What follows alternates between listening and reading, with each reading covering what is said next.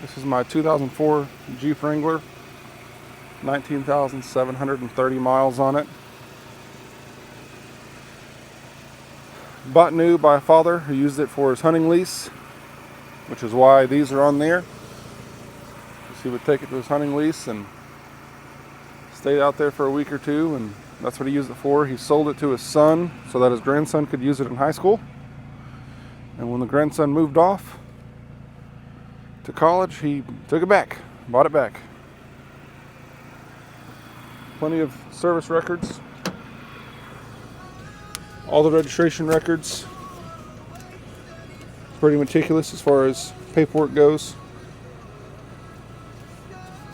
on that for you. Manual transmission. Does have an aftermarket radio. Rock chip right there. Small scratch. No oil leaks. AC works. Radio works. Brakes work. I don't know of anything that doesn't work on the Jeep. These are factory.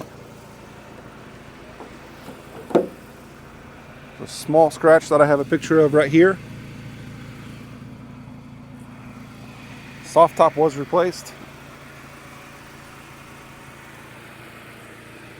Let me know if you guys have any questions.